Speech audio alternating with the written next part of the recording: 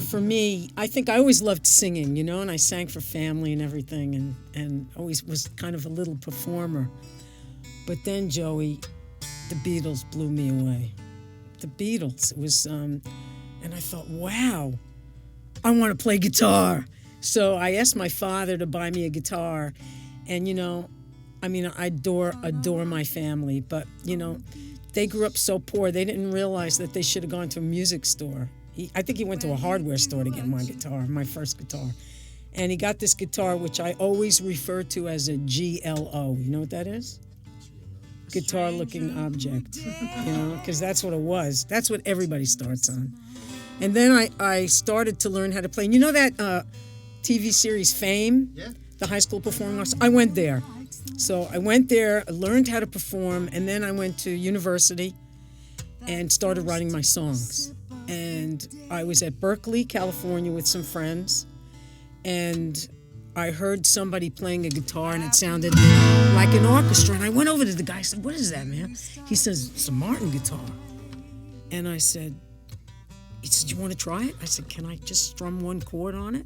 He said, "Yeah, go ahead." And I remember, Joey, I strummed an E chord. I started crying, and I thought, my God, that's amazing.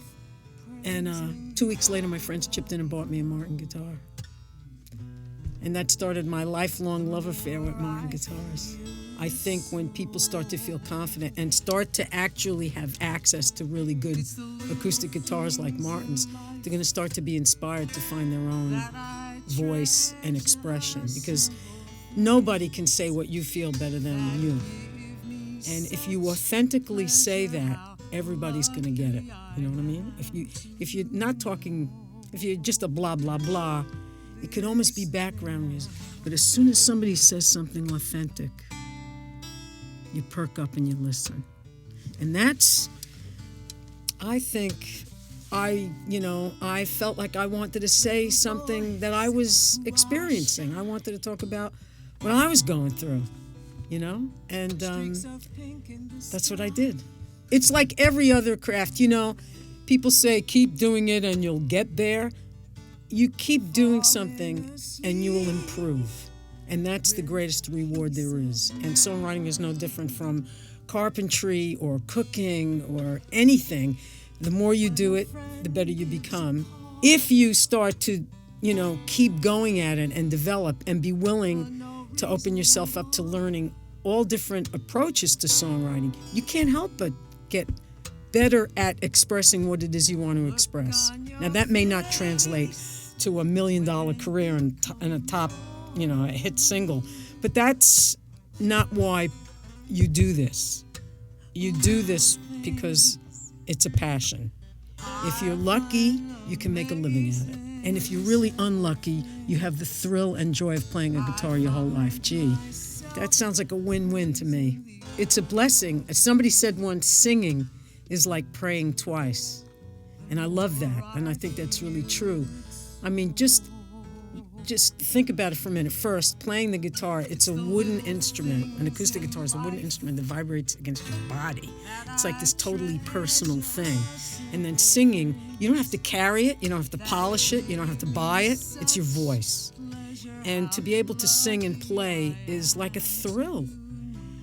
I think one of the most important things we can learn as human beings, besides kindness, obviously, is gratitude, to be thankful for the things we have instead of always complaining about what we don't have, Celebrate what you have, or, want what you have instead of always not having what you want. It's different, you know what I'm saying?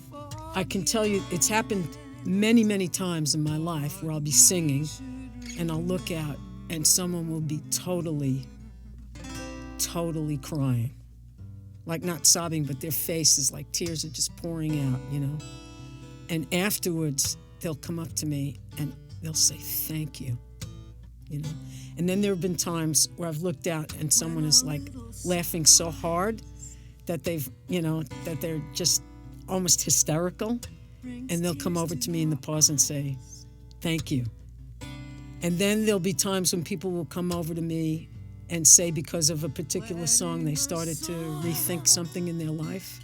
So those are the three things that mean the most to me, and it's happened to me many, many, many times. My goal is to get people to feel comfortable feeling, thinking, laughing, crying. And that is only possible if I'm willing to go there myself. You know, the next step is dinner tonight, you know? The next step, you mean career-wise, I don't think of it on that term anymore because I've given up that whole, you know, to me, my career is living truthfully in my life. So that will involve sitting with you and having dinner. It'll involve playing on a stage. It'll involve talking about Martin guitars. It'll be everything that I do. That's my next step, is expanding my heart. I don't like to be around smoke. I love to have deep conversations. I love jazz. I love food. I love people. Hi, I'm Diane Ponzio, and you are logged on to Pinoytuner.com.